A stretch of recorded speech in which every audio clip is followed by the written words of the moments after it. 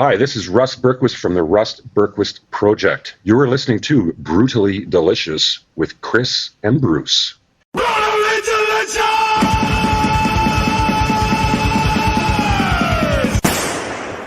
I sent you the guy from Tuesday, which I think will be pretty cool. He's the PhD.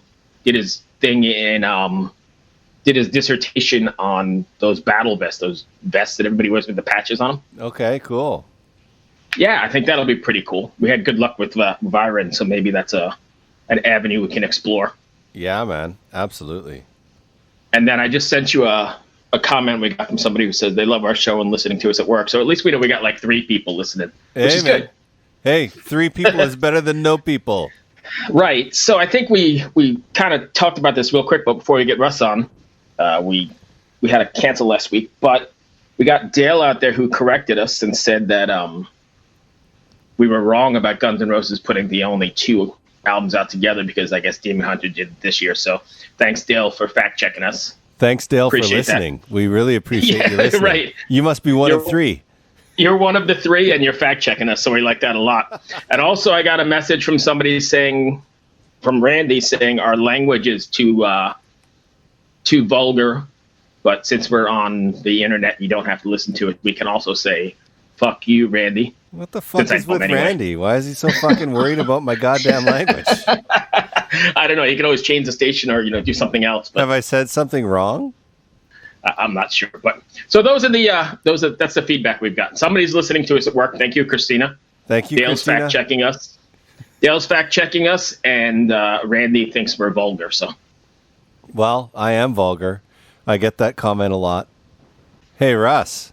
Welcome to the Brutally Delicious podcast. That's brutally awesome.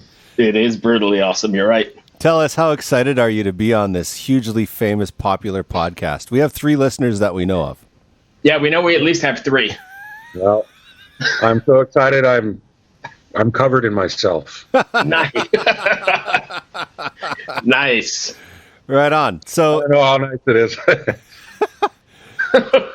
We don't have the video on, so it's fine. Yeah, it's good. Yeah. You can take your dick out of your hands now. I'm actually still scarred from seeing you get out of the shower the other day. It's okay. I already had my way with myself this morning, so I'm good. And by the way, we're not pulling the host jerk-offs today. No, we're not. No. I'm not. So I don't know if you saw me the other day, Russ, but I was chilling beers in ice, and I was cooling them off in the ice. Yes. How did you feel about that technique? It's a great technique. I learned it many years ago. Yeah. And for those listening, you take a beer, put it on its side, and lay it in ice cubes. Then gently spin the beer in the ice cubes for approximately 2 to 3 minutes. And then open that motherfucker and drink it because it is cold now. Oh, yeah. It is the best technique, man. Oh. Yeah, it's a great one. But it doesn't spew all over you? No. Like I said, gently. Yeah, I guess. Yeah. Yeah, I really use Your hand doesn't fall asleep? I used that technique in Jamaica. I was there 2 weeks ago, and they were bringing me, I was paying this guy to fill my fridge with 24 Red Stripes a day. Only 24. I don't think I should advertise that. Oh, no. But anyways, okay, Chris. I understand. He gave me ice buckets, and I would fill them up with ice, and I would just gently roll them on the patio. And people would be walking by, and it looks like I'm massaging something in the bucket, you know? My hands. What are you doing? I'm keeping it small. Yeah. Nice. Anyways, I had cold beers by the pool. Anyways, enough about beer and cold beer. Oh, what do you mean enough? Well, I mean, as soon as this podcast is over, you know what Chris will be doing. But anyways. Okay. Actually, spinning beers. Yeah. I'll actually probably be working on my lawn. But anyways, tell us what you've been up to. Myself. Yeah. Well, yeah. Well, I've been pretty busy, actually. I've had a lot of stuff going on. I'm in 2 bands up here in Vancouver, Canada. One called The Thick of It, and the other one called Touch the Sun. Great bands. I'm much busier with Touch the Sun. We just did a gig last week. We opened for Flotsam and Jetsam here in Vancouver. That's a nice gig. We're going to lay off the gigging for a little while. We released an album last year, and we've kind of gone through the whole cycle of that. And now we're just concentrating on writing songs. So tonight I'll actually be in our drummer Rob Wade's home studio laying down some bass on a new tune. Nice. So sweet. That keeps me busy. I spend a couple days a week with those guys. And then I've also been pushing and trying to market my own album called the Russ Bergquist Project. Oh, cool. Project, not project. Canadian. Oh, That's a whole Canadian thing. I love it. That's right. I love it. It's a rock and roll project, eh? This is the first time on the show. Yeah. It's the first time on the show that I'm outnumbered by Canadians. Now I've got the accent. Yeah. But I don't hear one. I don't hear an accent with you, Bruce. No? No, not at all. It's not like you're from North Carolina or something, you know. No, originally from New York, but I think it's because you had the New York accent when you were younger, and then you moved to Virginia, and you kind of have that mixture, and, you know, maybe that takes the accent away. From my experience, things that makes it like anywhere you go, there's going to be all across the United States, all across Canada. There's different accents and dialects and everything like that. So, oh my God, yeah. When I went to one time, I flew out to Halifax. And I could not understand a single frickin' word those people were saying. They were nice, but I had no idea what they were talking about. Yeah. It's so thick. You didn't know what they were talking about? It's like a mix of Scottish and Irish or something like that. Yeah, it was crazy. I was like, holy, can you slow down for me? It's like, beep. Anyways, if you're in Halifax, I love you. So, right. So if you're one of the 3 listeners in Halifax. Yeah. So the Russ Bergquist Project, how many songs are on the record? 9. 9 songs?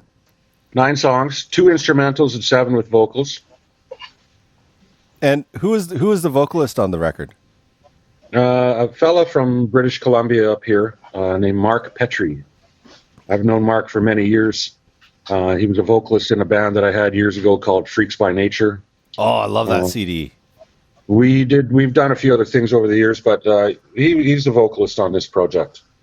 Oh, cool. Project. Whatever. So I know there's project. Right. So you've got quite a few guest musicians on this record as well, correct? Yeah, that's correct. Can you tell us a few of them? I could tell you all of them, actually, if you want. That would be great. Tell us about them. Scott Webb, guitarist named Scott Webb, drummer named Ryan Van Poederoyen, keyboard players Vivian Lalou, Dave Young, guitarist Jupe Walters, guitarist Jeff Loomis, drummer Ray Hartman, guitarist Brian Polson, Alex Roque, and vocalist Mark Petrie. Nice. How did you end up getting Ryan and Ray to play the drums on this record? I mean, both of those guys are serious drummers. Yeah, so it goes back a long ways, this project. Goes back quite a ways. And Ryan, when I started doing this, Ryan was starting a project of his called Terror Syndrome. And I didn't even know if he had the name for it at that time. But as it turned out, it was like, well, if you play on some of my songs, I'll play on some of your songs. So it never worked out that I played on any of Ryan's stuff, which is awesome because I got it basically for free. That's all right. Yeah, well, he did a great job for me too. And then Ray and I played together in Annihilator for a couple, 2 or 3 years, and we've remained friends since. And I had him come on board and play 4 of the songs on this album. Nice. I've actually had the pleasure of recording Ray a few times, and I'm not sure I've ever met a drummer that can hammer the drums as hard and consistent as that guy. Like, There's another drummer I played with in Annihilator named Randy Black, and Oh God. he's like that too. Like those guys both hit really, really hard, but really consistently. Both great drummers to play with, Unbelievable. and totally different. They're both totally different from each other too. Yeah, and as a bass player, it must be kind of a unique situation, especially when it's your own record, that you're blending your playing and your songs with their beats, because there's such a huge relationship between a drummer and a bass player. Oh, absolutely, absolutely. Basically, when it came down to the drum parts, I pretty much have everything lined up the way I wanted it. So I kind of told the guys what to do, but at the same time, they put their own personality into it a little bit, and that's what you want. So there's a little bit of a different push and pull between the two styles of the drummers, but they both seem to work very well for my project. Now, Thank you for the correction. Yes. How did you end up getting Jeff Loomis to play a solo? What song did he play a solo on, just so everyone knows? Well, first off, I just asked him. Oh. That's beautiful. I've known Jeff for a long time, and I said, "Hey, would you want to do this?" And he said, "Yeah." And in less than a day, I had a solo back in my hand. So there's a instrumental on this little CD of mine. I titled it "Shreddies," and it's an ode to the lead guitarist. Basically, I've always been fascinated what they can do. Like as a bass player, lumbering away on those big strings, and then you hear some little athletic guitar player coming, with the note density and just shredding away. So that's the name Shreddies came about for the song. And I lined up 4 different guitarists to basically just solo and Nice. arrange the song in a way so it didn't get boring. At least I don't think it's boring. I think it flows pretty good. And 4 different completely styles of guitar player. I had a local fella here that I mentioned the band Freaks by Nature a little while ago. The guitarist in that band was named Scott Webb. And so he did some slide and some lead guitar work on this song. Also, another local guy named Brian Paulson, a fantastic player. A gentleman from the Netherlands named Joop Walters. He's got a real exotic style. You can hear it in his playing on this one. And then Jeff Loomis tied it all up at the end of the song. Oh, when I listen to that track, I'm just drooling with love of shredding guitar players. So I think the title is aptly named. Yeah, I like the way it turned out. I also had a keyboard player play on this song as well. A gentleman named Vivian Lalou. He's from France. He's put out a number of his own albums. I played on one of them with Ryan Van Poederijn, and Joop Walters was on that album as well. So there's a relationship there. Cool. Vivian's a fantastic musician, and he really put some nice color in the breakdown section of this song. Yeah, so it kind of seems like the relationships you forged by touring the world or Europe have really stayed with you all this time. So I guess people really like you. Well, well, that's because I say project and project. Ah, That's correct. No, I've been fortunate. I've met a lot of really nice people, and I never stayed on the road with bands. I didn't get out there. I didn't stay on the road like maybe I should have, but at the same time, life on the road's tough. So Yeah. it's a difficult. I respect the guys that are out there playing and touring and doing shows for a living. I respect those guys and I look up to them, but at the same time, it's a difficult living. It's you're constantly traveling. It's tiring. And a lot of times you have to be out there consistently and all the time to make a living at it. So it's a difficult thing, and I respect all those guys for that. But yeah. Meeting and playing with all these players, and over the years I've had some other opportunities that came along from people I've met, and I really cherish that. that's amazing.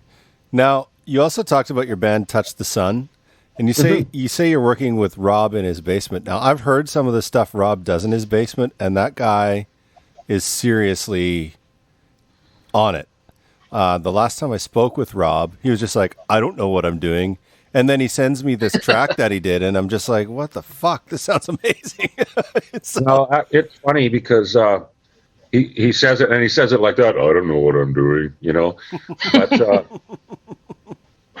But he's got a very creative mind, that guy. And like even some of the demo stuff, like it's not just that he's a good drummer and he's turning into a pretty good engineer and producer kind of guy, like when it comes to crafting songs with us. But he kind of leads the charge with most of it. In terms of, like, Alex will bring in some cool ideas, or I'll have a cool idea or whatever, and I'll just start building around it. And he has a real good ability to do that. But the guy he's gooder at the keyboard, too. And oh, really? He can, oh, yeah. Like, all the keyboard stuff you hear on any of that stuff, that's all him. Oh, wow. I didn't know he played keys. Yeah, no, he's got some education on that, and he took some training, so he's using that. But then at the same time, there's some stuff that he's picked up, like he can write a guitar solo. He can play a bass. Wow. Yeah, he can play a bass line. Like I'm going, well, what is that? You play that on keyboards? No, I used that bass guitar over there, and it's like, holy crap, sounds good, man. So wow. he's pretty well versed in music, and I have a lot of respect for the guy for that. And the nice thing is, we go in and with that attitude, I don't know what I'm doing, and all three of us throw things at the wall and see what sticks when it comes to the songs, and then we'll revisit it after we jam it for a while and realize that, when we jam it, we play it a lot different than when we wrote it. Yeah. And then we do it again, and then sometimes we'll re-record it again, So tonight I'm going in to record a bass line that I recorded twice before. Nice. But it's just to get a better sound for the demo, few ideas a little different. I'm using a little bit different processor right now for demoing of a piece of gear. Processor? From Dark Glass. Processor or processor? Oh, you're using a Dark Glass. Are you getting back at me for the jerk off comment or what? That's okay.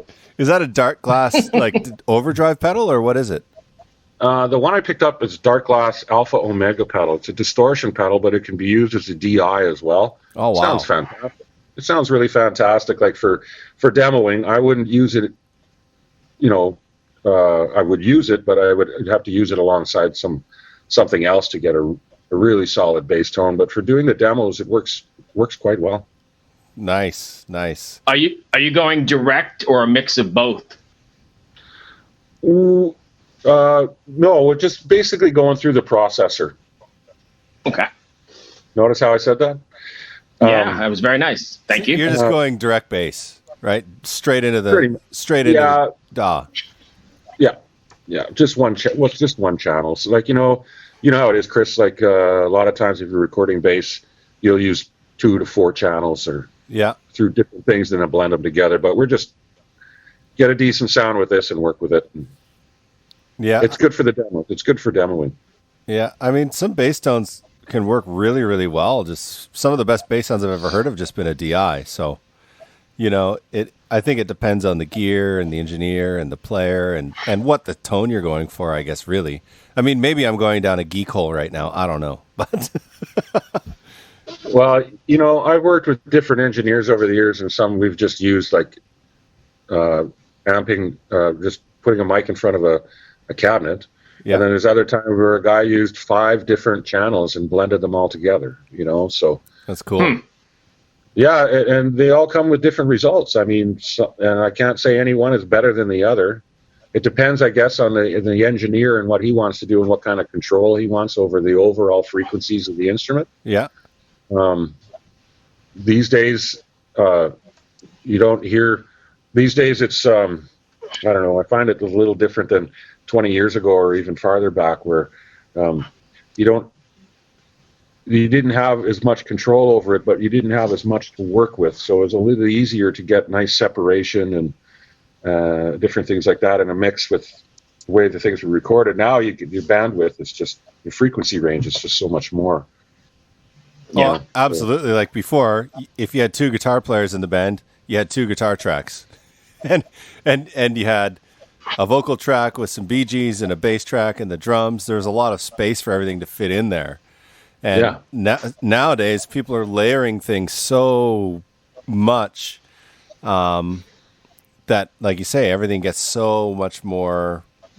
It becomes that wall of sound.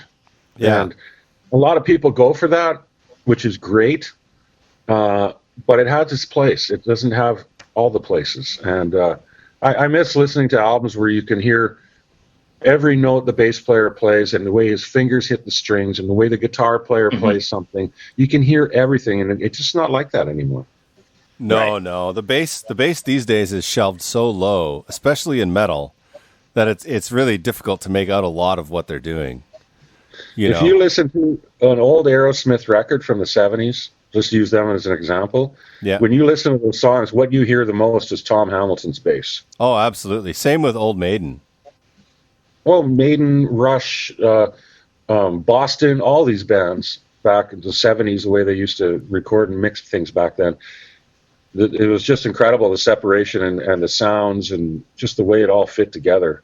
But, the bass carried, like with that, I mentioned Tom Hamilton, his bass really carried a lot what was going on in those Aerosmith songs, And then as the years went by with the stuff they did in the late 90s and whatever, it sounded a little different, It was still pretty good. Bruce Fairbairn was producing those records, and he did an awesome job.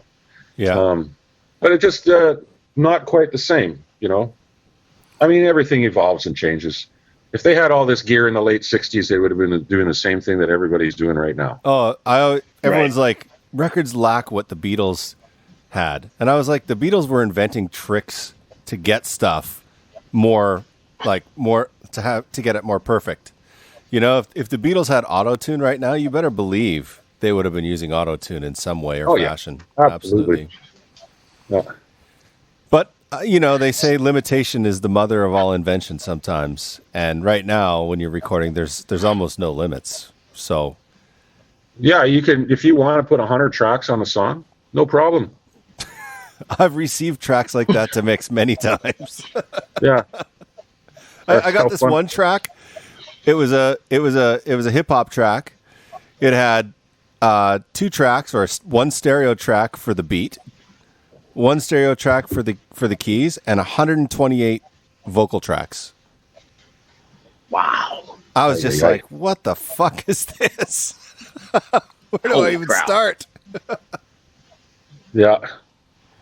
Yeah. So it's Russ, go ahead. Sorry. Sure. No, go ahead. Carry on. Yeah, go ahead.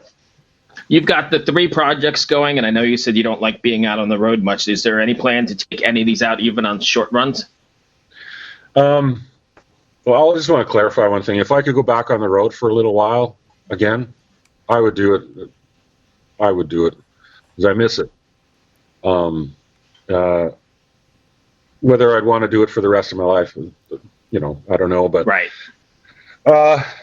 There is, if something came up and we were able to go out and make it work financially, I think we would do it. I don't think it would be with the thick of it, but with Touch the Sun, we've all discussed it, and if something came along and we got some offers to do some shows, or there was an opportunity for us, then we would seriously look at it and more than likely do something with it.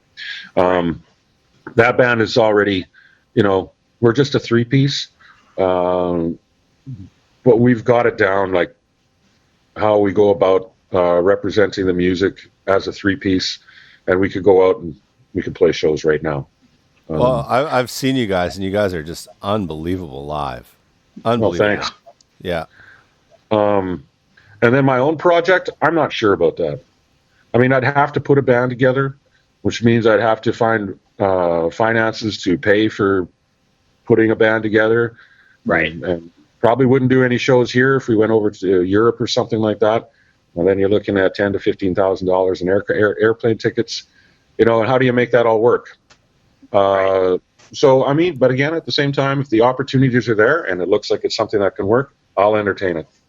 That's awesome. Okay, cool. I would love to see you playing in Europe, just on one of those frickin' massive stages. Because before I knew of Russell Bergquist, you were playing on those stages, And, Yeah. like before I even met you, you were Well, I mean, when I met you, I didn't even know you played bass. Nice. Yeah, because I was that was that drunk guy. Yeah. We were just over at Ken's place getting wasted. He plays bass. So Yeah. no, I had some good years back, late '90s, early 2000s with the bands that I played in, and most of the stuff I did was with Annihilator. Yeah. Right. But I did play overseas with Dusk Machine. I did play on the 70,000 Tons of Metal cruise with Dusk Machine, which I've also... that's where I met you on that one. That's where we met, yeah, Bruce.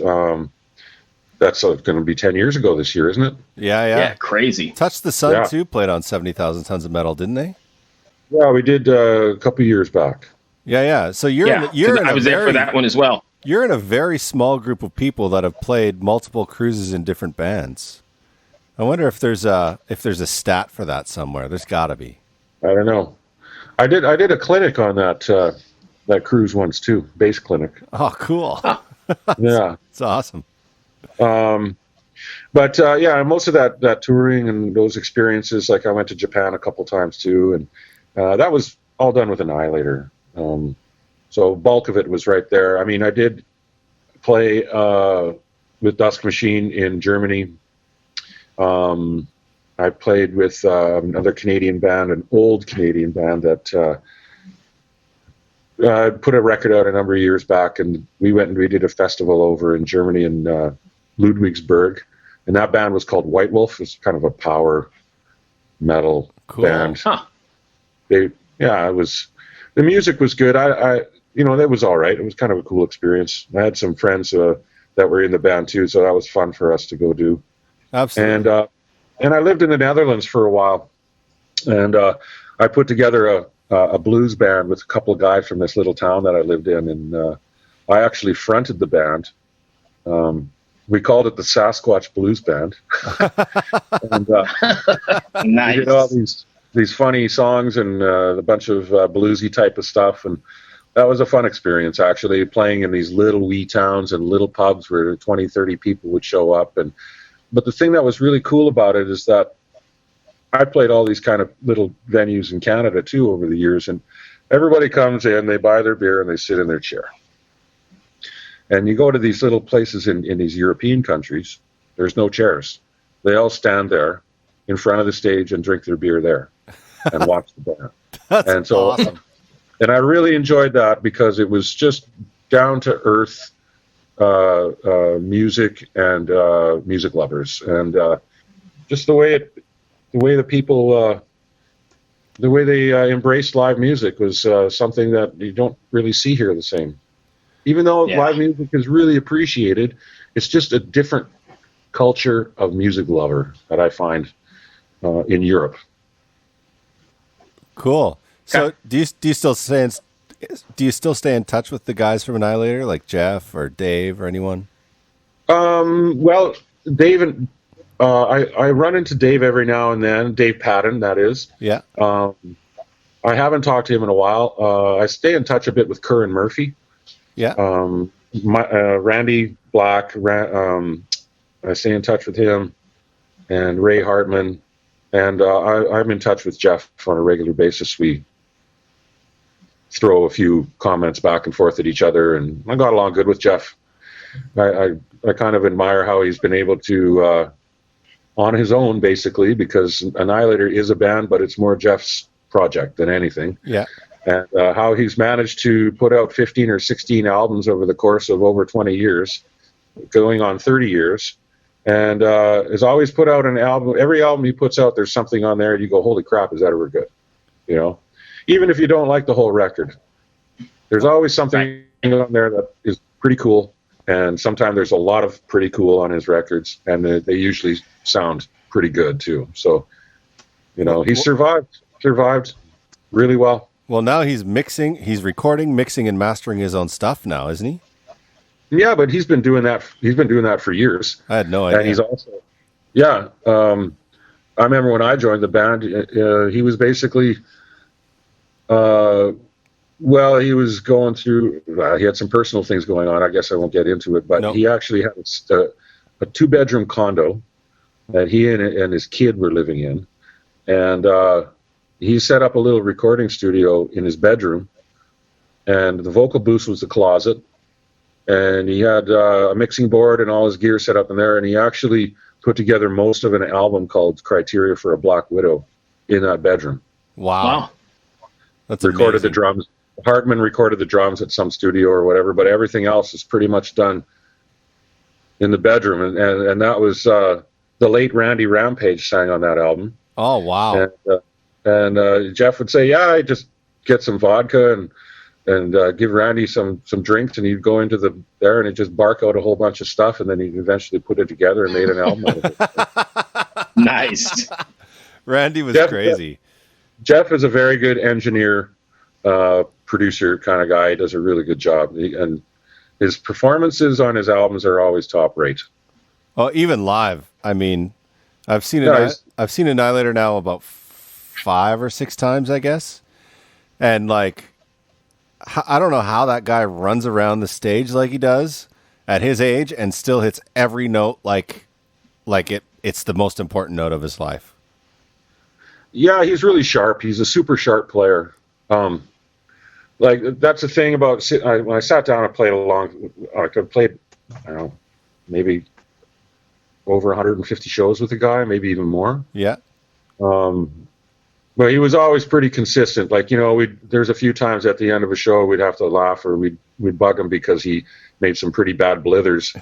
But we always called them blithers. But no, there was always a high standard. Like he set a high standard. I know we'd go on tour with some bands and they would say like, yeah, we got together and we rehearsed for 2 days and now we're going out. Well, we rehearsed for 2 weeks. Right.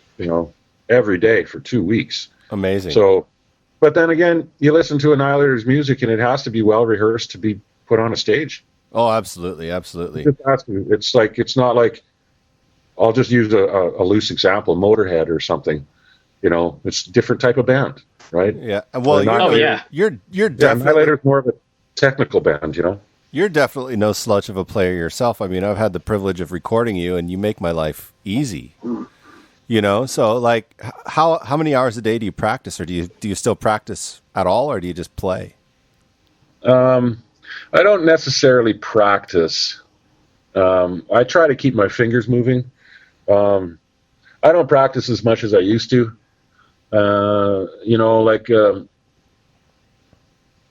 When I was, for example, it depends. Like the bands I play in now, I can basically, warm up for 5 minutes and then go and play it, and it's usually, it comes across pretty good. Mm-hmm. Annihilator is a different animal because there was a lot of technical stuff there, and even some of these other bands, like there'd be some music on my own album here that I'd have to sit down and really get the endurance. It's more endurance than anything. Okay. When it comes to playing a lot of this type of music, especially if it's more of aggressive or stuff like that, because you don't want your part fading.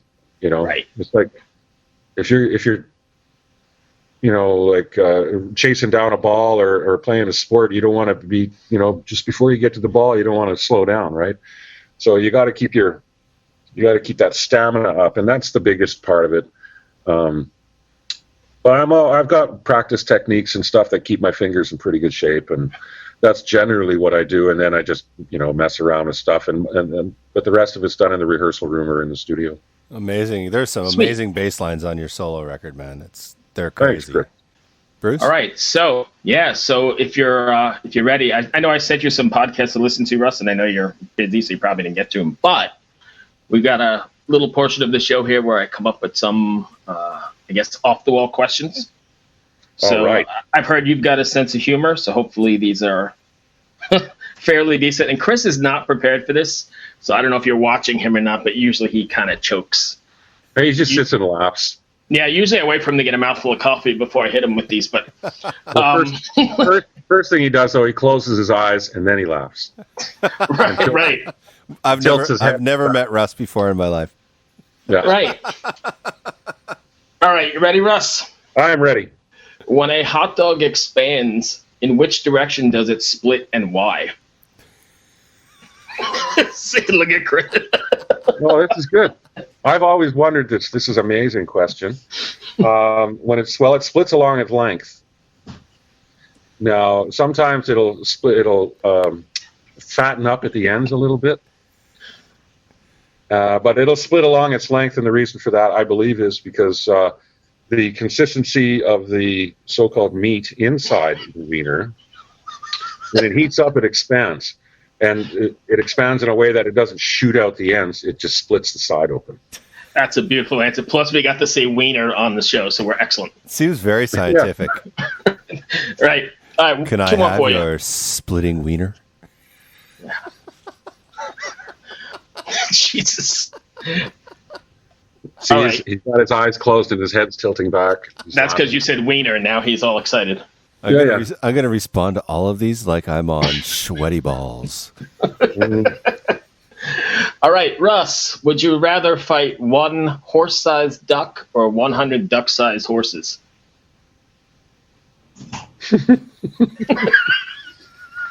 Well, I'm going to fight that big fucking duck. I think so. That's the way to go. All right, and then the last one for you would be, how would you sell hot cocoa in Florida? How would I sell hot cocoa in Florida? Nude. Nice. Would you have your hair in that towel that we saw last week? Which hair? No. True. Luckily, the camera was waist up, so we just saw the turban-esque kind of thing. But Sure, I'll go turban-esque. Turban-esque, nude, selling hot cocoa in Florida. You imply he manscapes. I didn't imply anything. Hey, Russ, before we let you go, where can people go check out your music? They can check my music out on iTunes, CD Baby, Spotify.